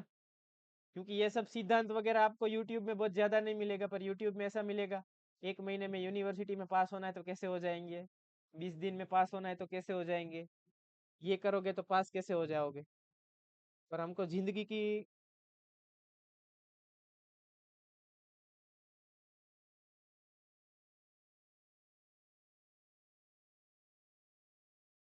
हेलो, वॉइस चला रहा है क्या? इधर मेरे में नो नेटवर्क दिखा रहा है। जस्ट ए मिनट, कनेक्ट कर ले। ऑडिबल है अभी? हाँ, दिख रहा है स्क्रीन, ठीक है ठीक है, ओके। सॉरी, थोड़ा सा नेटवर्क इशू है, मौसम की वजह से, बारिश है इसीलिए। तो हाँ, मैं वही बोल रहा था कि हमको फिर लाइफ का देखना है आगे। एग्जाम तो आती जाएगी, बहुत सारे मार्क्स आएंगे, आपको जितने चाहिए उससे भी ज्यादा आ जाएंगे, है ना? सो औषधि मात्रा पे थे हम, मात्रा पे आ जाते हैं। चलो, अभी एड सारी खत्म हो गई है। मात्रा मूलम चिकित्सितम, कि भाई मात्रा को आपको मूल रख के ही चिकित्सा करनी है, राइट? मात्रा ही देहाग्नि वय प्रधान।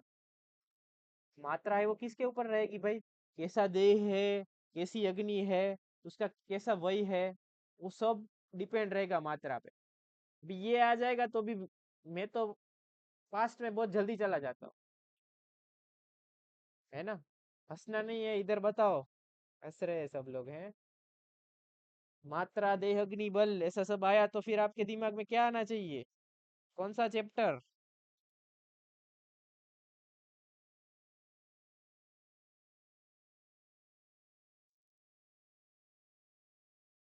मात्राशितीय अध्याय चरक सूत्र 5th। चरक सूत्र 5th, अच्छा। मात्रा शीतीय। फिर अगर चरक सूत्र 28 भी ले लो, देर इज ए विरुद्धाहार।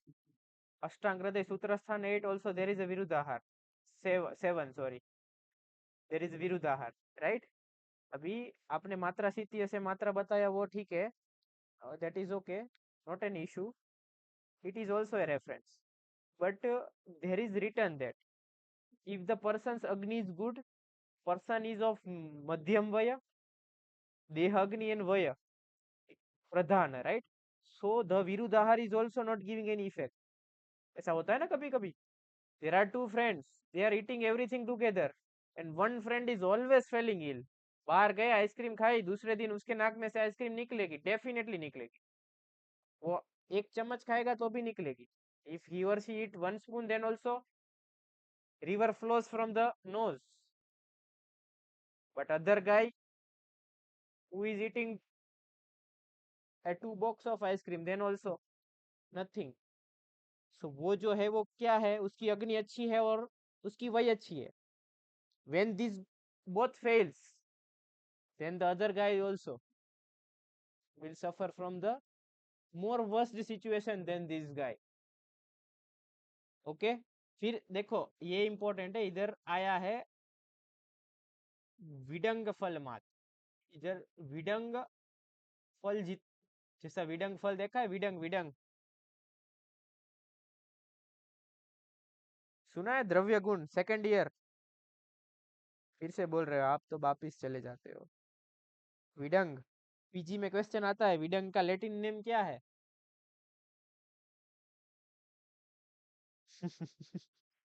बोल रहे हैं हम पास हो गए, we have pass second year. Why are you asking second year? Embelia ribes, okay. विडंग किसके साथ देना है? मधु और घृत के साथ। मधु और घृत तो इधर रसायन के जैसा काम करेंगे, उनको आप देंगे धीरे धीरे, ग्रेजुअली, वर्धमान प्रमाण में देना है। और ये आमलकी के फल, विडंग फल कितना होता है? इतना, मेजोरिटी ऐसे। आमलकी का फल इतना मान सकते हैं? यस और नो? हाँ, तो हमको इधर से चालू करके इधर, ऐसा होता है ना। बिफोर आफ्टर, तो ये इधर से लेके इधर तक आपको देना है, पर इससे ज्यादा नहीं देना है। You should not give more than this dose. Okay, there are different kind of dosage which Acharya Kashyap have mentioned in the Kashyap Samhita. Actually Kashyap Samhita deals, जो काश्यप संहिता है वो किसके साथ डील करती है? कौमार भृत्य के साथ। तो उसमें कौमार की चीजें सारी आपको ज्यादा मिलेगी। देखो अब जात मात्रा जो बोलते हैं वो कितनी है, तो विडंग फल मात्रा, विडंग फल जितना है वो जात मात्रा बोलते हैं उसको। वो कब तक देनी है, तो वो जात अवस्था तक है, मतलब वो क्या है, अभी जन्म, मतलब वो जस्ट जन्मा है, उससे लेके 1 मंथ तक। तो आप कितनी देंगे? विडंग फल मात्रा, विडंग भी छोटा होता है, फिर एक एक विडंग बढ़ाना है, जितने जितने मंथ बढ़ जाएंगे उतने उतने विडंग बढ़ाना है। साथ में आप कैसा मीडियम, मतलब जो अनुपान वगैरह जो है वो आप क्यों क्या ले सकते हैं? मधु एंड घृतम। पर ये किससे इंक्रीज नहीं करनी है? आमलकी से, मतलब ये जो आमलकी है उसके साइज से इंक्रीज नहीं करनी है, राइट। अदर डोज ऑल्सो बताए सारे, ये जो खाली एक बारी पढ़ लेना, एमसीक्यू के लिए इंपॉर्टेंट है, ये सब बता रहा हूँ, नोट डाउन कर लेना। छात मात्रा जो है उसको कोल अस्थि समित बोला है, इसको कोल अस्थि, कोल जो फ्रूट होता है उसकी अस्थि अंदर का, गुजराती में ठरिया बोलते हैं जिसको, उसके जैसा 5 to 10 डेज जो गया तो उसको थोड़ा सा डोज और आप बढ़ाएंगे, वो देखेंगे सब उसको। ठीक है, पता चला। 20 डे में कोल अर्ध समित, अभी जो वो कोल अस्थि था, फिर ये आधा बदर समान, फिर एक कोल, एक कोल कब आएगा? 1 मंथ में, ये याद रखो, ये मैं थोड़े से हाईलाइट कर रहा हूँ ना, वो याद रहने चाहिए। एक कोल प्रमाण कब आ रहा है? 30 डेज। कोल अर्ध कब आ रहा है? तो 20 डेज। और द्विकोल कब आ रहा है? तो 3 मंथ। ठीक है, बस इतने याद रखने हैं, बाकी तो बहुत कम पूछे जाते हैं, ये जो है वो बहुत ज्यादा पूछे जा सकते हैं, राइट। फिर ये जो कोई भी मेडिसिन ले रहा है ना, उसके साथ आप 1/4 स्नेह मात्रा लीजिए, वो भी अगर घृत है तो चलेगा। क्योंकि क्यों अब स्नेह क्यों लेंगे, आप बताओ, व्हाट इज द, क्या बोलते हैं, रेलेवेंस ऑफ द स्नेह? स्नेह क्यों लेंगे?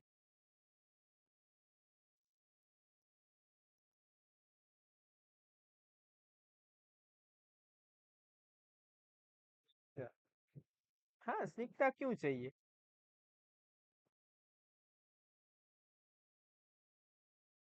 Hydrophobic in nature, easy absorption.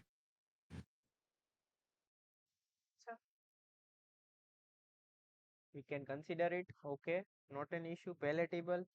Okay, not an issue. रुत palatable है तो तर्पणमा तर्पणा, हाँ, we can consider it.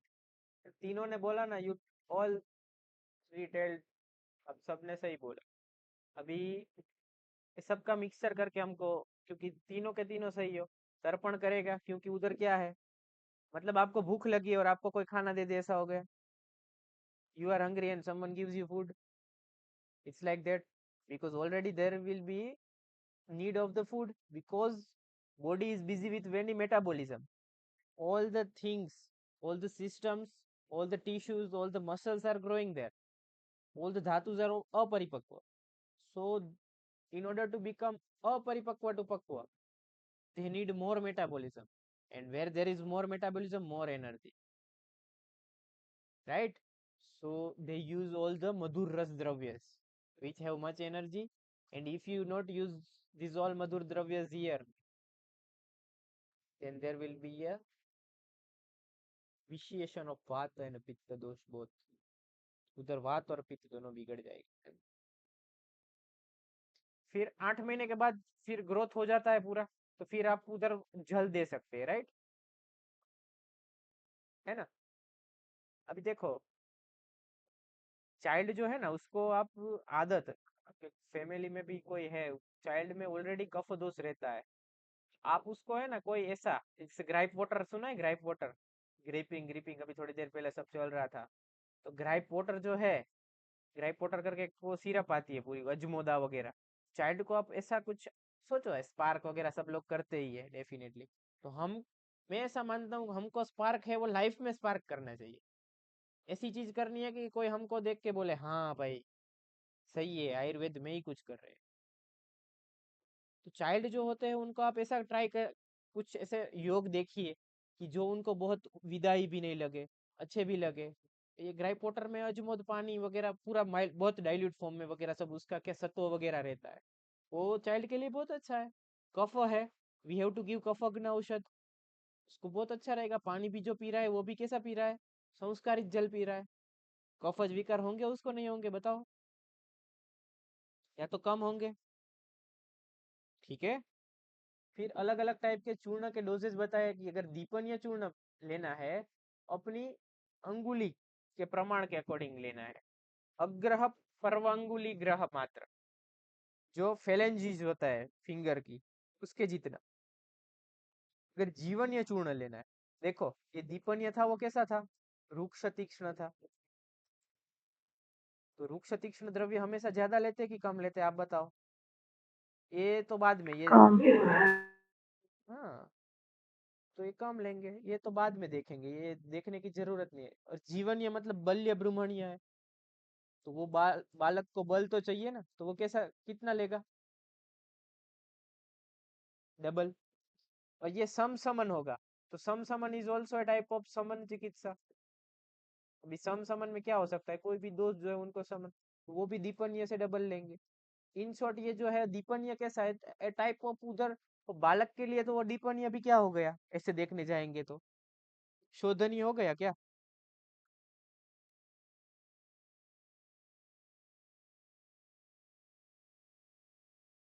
है ना, नहीं। बालक के लिए हाँ। दीपक, क्योंकि this all if you see is a summon for him. So if ruksha tikshna everything is there, it is a kind of mild shodhan to him. So always shodhan is contraindicated in the bal. So इधर तक वैसे उष्ण तीक्ष्ण दे रहे हो तो बहुत कम मात्रा में देना है। वमन विरेचन अगर देना है डोसेज में, तो उसको हाफ ऑफ द दीपनीय चूर्ण, दीपनीय चूर्ण से भी कम। ये चाइल्ड जो है वो बड़े हो गए हैं, चाइल्ड 18 साल तक तो आते हैं ना, 16 से 18 साल तक। तभी इनको भी अगर देना है तो दीपनीय चूर्ण से भी हाफ प्रमाण जो होता है उतनी दवाई उसको देनी है। सेम कषाय के बारे में बताए, 2 प्रसरुत, 4 प्रसुत और 3 प्रसुत। वमन विरेचन वाला 3 होगा, जीवनीय 4 होगा, और वात पित्त कफ हरम, मतलब ये क्या है, वात पित्त कफ हर लिख दिया, मतलब ये शमनीय है। ओके। कल का एक पक्ष, एक अक्ष, 2 अक्ष और आधा अक्ष, हमेशा देखो वमन विरेचन में कम हो जाएगा सारी चीजें, राइट। फिर अलग अलग ये देखो, ये सारे टेबल जो है ना वो एमसीक्यू के लिए आएंगे। अभी हम जब भी नेक्स्ट केबी की वो होगी, क्विज रहेगी, 2 दिन से मैं बाहर था थोड़ा सा और काम में था, इसीलिए क्विज नहीं हो पाई। क्वेश्चन तैयार है, शायद आज आ जाएंगे। पीटीएसआर की होगी मेजोरिटी आज, है ना। तो ये तैयार कर लेना, बी प्रिपेयर्ड।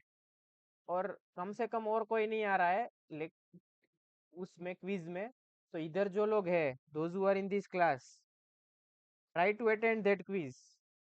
ठीक है, it is not benefit for me, उससे मेरे को कोई फायदा नहीं मिलता, it is benefit for you. कोई भी कॉम्पिटिटिव एग्जाम में कैसे क्वेश्चन आते हैं वो आपको एमसीक्यू के फॉर्म में इधर से पता चलेंगे। बाल में जो आज मैं पढ़ा रहा हूँ ना, बातें कर रहा हूँ, यही बातें आपको वो एग्जाम में काम आएगी। That's why I am simplifying everything. ऐसे लगेगा, आजकल देखो आप देख रहे हो पॉडकास्ट बढ़ रहे हैं, समझ में क्या हो रहा है पता है, पॉडकास्ट क्यों बढ़ रहे हैं, कोई भी चीज अगर किसी को बताना है तो वो पॉडकास्ट के फॉर्म में, ऑल वैद्यास are saying in podcast form. Why, earlier time what is there, story telling था ना, बच्चे को स्टोरी बोल देते थे, बच्चे को पूरी मतलब जब तक वो बड़ा हो जाता है तब तक वो स्टोरी पूरी वो बोलता था, मेरे my grandfather had told me story, my grandmother had told me the story. तो अगर आप किसी भी चीज को वेरी बेसिक से समझाएंगे ना, तो वो लॉन्ग टर्म तक रहेगी। पर इधर आपको थोड़ा सा इधर रट्टा क्या मारना है, ये जो सारे प्रमाण है ना, वो रट्टा मारना है। अभी देखो पोल अस्थि प्रमाण इधर आ गया, तो पोल अस्थि कहाँ पे आया था, सोचो। आगे हमने देखा था, दिखाता हूँ मैं फिर से। विजुअलाइज कीजिए, स्क्रीनशॉट खींचिए। जहाँ पे हमको खींचना नहीं होता है वहाँ हम स्क्रीनशॉट खींच लेते हैं ना, तो अपनी आंख से इधर स्क्रीनशॉट खींचिए। फोन से नहीं खींचना है, आंख से खींचना है ना। दिख रहा है कोल अस्थि छात मात्रा में। खींच लिया स्क्रीनशॉट सबने, थम्स अप। फिर आगे बढ़ते हैं, आंख से स्क्रीनशॉट खींचना है। हाँ, ये सारी मेथड होती है। साइकोलॉजी वाले के पास जाएंगे, 5-5 10-10 हजार ले लेंगे, ये सिखाएंगे। हाँ, you have to capture screenshot with your eyes. ठीक है, हमने बोला कोई नहीं, खींच लेंगे। तो इधर किधर दे रहे हैं? शीरान्नाद, मतलब ये बीच वाला फेज है, शीर और अन्न के ट्रांजिशन में। और अन्नाद में कोल दे देंगे, चलेगा, है ना। अभी कोल मात्रा कब दे रहे थे सोचो, व्हेन दे आर गिविंग कोल मात्रा। फिर से खींचना है स्क्रीनशॉट, ऊपर जाए क्या? यस और नो कि बताएंगे आप लोग? चलो खींच लो। 30 days. यस, 30 डेज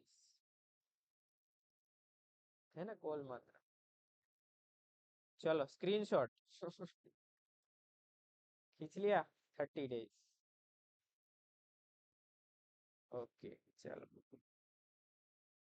क्लियर है इधर तक। फिर देखो, अगर 1 मंथ होगा तो we can give up to 1 रत्ती। 1 ईयर होगा तो एक एक रत्ती बढ़ा देनी है, फिर 5 रत्ती तक दे सकते हो। ये फॉर्मूला बाय हार्ट कर देना है। Child dose is equal to adult dose upon 20 into age. ठीक है, ओके। इसका पीडीएफ ऑलरेडी ग्रुप में है, ओके। फिर आज ऐसा मैं बोलूंगा ना, फिर पीडीएफ पीडीएफ पीडीएफ इतने मैसेज आ जाएंगे सब। Already it is in the group, okay. Syllabus में क्या था हमारे? सिलेबस में एक बार आ जाते हैं, क्या क्या देखना था? भेषज मात्रा, शोधन शमन इन चाइल्ड। अभी शोधन कहाँ पे, शमन क्या पे, सब मात्रा देख लिया। वात हर समन सब क्लियर है। जनरल ट्रीटमेंट प्रिंसिपल हो गया, डन। वेदना विज्ञान जो था, मतलब वेदना विज्ञान जो है वो और मोर स्पेसिफिक जो है वो काश्यप में आता है, पर उसमें भी वो सब ज्वर, शीरशूल वगैरह सब दिया है। इसका कंपाइलेशन आपको आ जाएगा ग्रुप में 1-2 दिन में। ये वेदना वाला काश्यप संहिता में दिया है मेरे ख्याल से, किल स्थान में नहीं, सूत्र स्थान में देखना पड़ेगा वो। I have to see one से। बाकी इधर सब जो है वो क्या है, नॉन लेक्चर प्रैक्टिकल अवर है।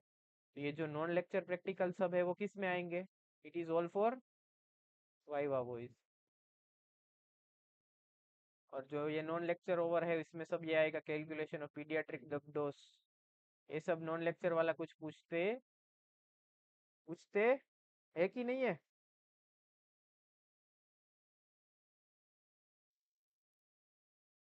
सिलेबस में पीछे हाँ लिखा है, सिलेबस देखा नहीं है क्या?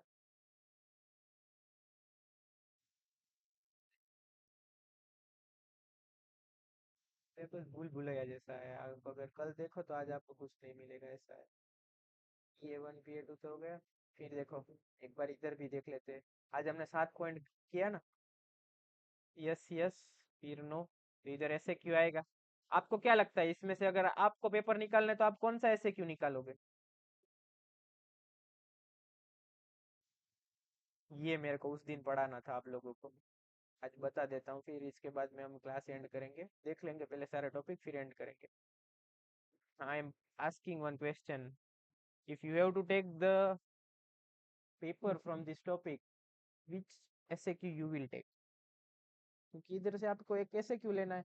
एमसीक्यू तो आपको पता चल गया, ये वो टेबल में ही आएगा। तो अभी आप टेबल अभी से पूरे आप माइंड मैप वगैरह बनाते हैं तो वो टेबल के बना लो पूरे, कंपाइलेशन। वो MCQ, you can never by heart MCQ within 1 day. If you can by heart then in next day you will definitely forgot. So it is waste of time if you by heart like this. You do better smart work, every day you go through that MCQ। रोज आप क्या कीजिए, वो MCQ के सामने just एक बार वो देख लीजिए। कोलस्ती था ना, फिर you ask to your friends, and you say them, अच्छा हाँ, ऐसा होता है क्या, उसके बताओ, तो फिर आ जाएगा। ठीक है, इधर आ जाते हैं, देखो क्या लिखा है, क्या क्या आएगा। LAQ, all the LAQ shall be drawn exclusively from the must know topic of the syllabus। सबसे पहले इधर, सॉरी माय बैड, देखो इधर, refer to the table 6 before setting the question, question shall be framed only from the topic where the type is marked as yes and is avoided mark as क्या लिखा है, no. इसका मतलब ये होता है कि जहां पे यस लिखा है उधर से क्वेश्चन आएगा, जहां पे नो लिखा है उधर से क्वेश्चन आएगा, आएगा कि नहीं आएगा। नहीं आएगा। यस, दिखा रहा हूँ सब ये, क्योंकि इसके ऊपर से ही आपको तैयारी करनी है। अगर MCQ आएगा उसमें भी नाइस टू नो कितने आएंगे, 2 ही आएंगे, 2 से ज्यादा नहीं आएंगे। मतलब MCQ में भी अगर आप मस्ट नो टॉपिक करके गए तो 15 मार्क्स आराम से आप गेन कर सकते हो, सब पढ़ के गए तो। SAQ में भी अगर आएगा तो एक डिजायर टू नो आएगा। और मतलब अभी सपोज आपको 3 मंथ बाकी है एग्जाम के, तो आपको तैयारी कैसी करनी है, सपोज तो ऐसी करनी है। सबसे पहले आप LAQ निकाल दो, सारे जो जो चैप्टर के LAQ है वो सारे करो। LAQ वो भी किस कौन से टॉपिक में, मस्ट नो टॉपिक, पहले वो सारे कर दो, सारे कर दो। कुछ नहीं तो उसके क्या कर दो, हेडिंग याद रख लो, भाई इसमें इतने इतने हेडिंग आते हैं। ये कर दिया, बाद में आप रिवीजन करो उसका, पूरा एक वीक वो सब्जेक्ट करो। फिर उसके बाद दूसरा सब्जेक्ट ले लो, जब दूसरा ले रहे हो तब उसके खाली ये जो मेन हेडिंग होते हैं ना, हेडिंग, सपोज आज हमने देखा हाँ रेस्पिरेटरी सिस्टम, फिर चीफ कंप्लेन, ये कंप्लेन, वो ये सारे हेडिंग देखो। फिर कुछ नहीं लिखा है, देखो वही सब लिखा है कि भाई इधर इधर से आएगा शॉर्ट क्वेश्चन LAQ। ये टेबल 6.5 जो F दिया है, 6F, उसको देख के ही पेपर निकालना है। चाहे वो आपका RJUHS है, राजीव गांधी है, GAU है, MUHS है, MGAU है, फिर और कौन सा रह गया, कुरुक्षेत्र यूनिवर्सिटी है। RJUHS पूरे साउथ में, महाराष्ट्र में, गुजरात में, सारी जगह पे, मध्य प्रदेश में। ये सिलेबस जो है वो पूरे नेशन में है सेम, तो आपको सारे जो है वो यही करना है। ओके, क्या लिखा है, कमेंट चला के सिलेबस, सिलेबस में देखो ए- ऐसा लिखा है कि लेक्चर अवर में ही ज्यादा आएंगे, NLHP में क्यों नहीं आएंगे, कि NLHP में बाजू में वाइवा वॉइस लिखा है, देखो दिखाता हूँ मैं। मेजोरिटी जो NLHP है ना, वो भी देखो, वो लोग ऐसा कभी कभी पूछ भी लेंगे, क्योंकि पर हमको मेन जो है वो क्या करना है, मैं दिखाता हूँ आपको उसका रेफरेंस, पर मैं साथ साथ में आपको बता रहा हूँ। सपोज ये दिख रहा है, मेरी स्क्रीन दिख रही है, किन्होंने लिखा है उसको स्क्रीन दिख रही है,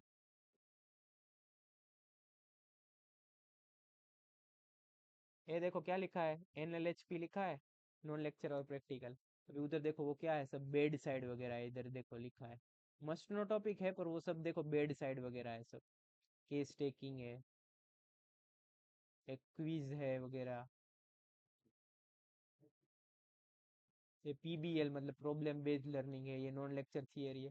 देखो बीच में वो आपको फंसना है ना, तो शायद वो लोग आपको फंसा सके, तो नॉन लेक्चर अवर जो थियरी है ना, उसका शायद थोड़ा सा मतलब रिलेट करके पूछना है तो पूछ सकेंगे, अगर पूछना है, बहुत वर्स्ट सिचुएशन है तो। बाकी 99% नहीं पूछेंगे, 99 आ गया तो SAQ में एक आध आ जाएगा, पर वो हमने ऊपर से पढ़ा है तो उसमें हम लिखेंगे तो मार्क्स मिल जाएंगे। ओके, लेक्चर अवर में देखो ऐसा कुछ नहीं लिखा होता, ये लेक्चर एंड PPT मोड रखे रहेगा, ठीक है, उधर वाइवा वॉइस ऐसा कुछ नहीं लिखा होगा। क्लियर है, तो भी देखो इसमें मैं भी कुछ बहुत ज्यादा नहीं कह पाऊंगा, क्योंकि ये लोग यूनिवर्सिटी वाले, आपको भी पता है ना, सबको मेरे से अच्छा आपको पता है कि हमारे जो अथॉरिटी होती है वही पहले बोलती है नेक्स्ट नहीं लेना है, फिर वही बोलती है नेक्स्ट लेना है, तो ये लोग तो फिर कुछ भी करेंगे। पर डेफिनेटली हमको इसमें जो लिखा है, क्योंकि ये जो है वो रिटर्न फॉर्म है, हमने पढ़ा है ना, रिटर्न फॉर्म जो है वो हमको वो मानना है, एज ए हम कहीं पे भी अगर इस में से उन्होंने पूछ लिया तो उनको चेंज करना पड़ेगा, नहीं करेंगे तो फिर आगे हम कोई भी क्या बोल सकते हैं, उसका विरोध भी कर सकते हैं कि भाई आपने ऐसा बोला था, ऐसा नहीं हुआ है। ओके, और कोई किसी को डाउट है?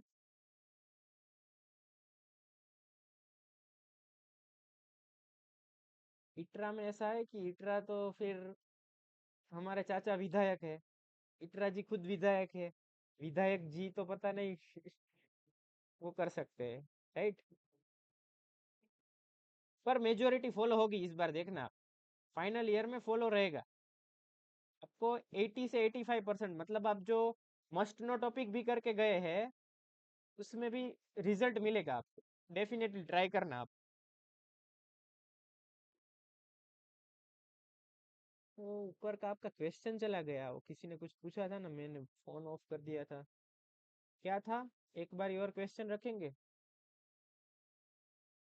या तो फिर डीएम में पूछ लेना, देख लेना जो भी कन्वीनियंट लगे। और इधर किसी को कोई डाउट है क्या? समझ में आया आज जो समझाया वो, पेपर का वगैरह सब कुछ कैसे पढ़ना है, मेनली तो ये, इट इज नॉट, ये केबी के लिए नहीं है, सारे सब्जेक्ट में है, राइट। Okay done.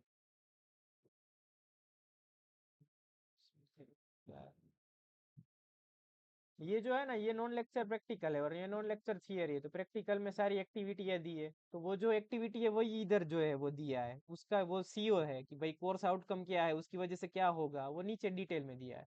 तो वो जो है वो मेजोरिटी 99% नहीं पूछेंगे, 1% के लिए हम कुछ कह नहीं सकेंगे। ओके, ठीक है, फिर इधर हम क्लास एंड करें। मेन आपको इधर जो ऐसे कि आपने नहीं तो नहीं बताया कि भाई कौन सा पूछ सकते हैं, पर चिकित्सा सिद्धांत इन बाल पूछेंगे, ये general treatment principle in child, और द ये भेषज मात्रा फॉर शोधन एंड समन इन चाइल्ड, ये पूछ सकेंगे। ठीक है, कल पंचकर्म में भी मैंने 4 क्वेश्चन बताए थे कि ये 4 में से आ सकेंगे मेजोरिटी, आज भी ये 2 जो है वो वेरी इंपॉर्टेंट है। क्लियर, एंड करते हैं, चलो, थैंक यू एवरीवन।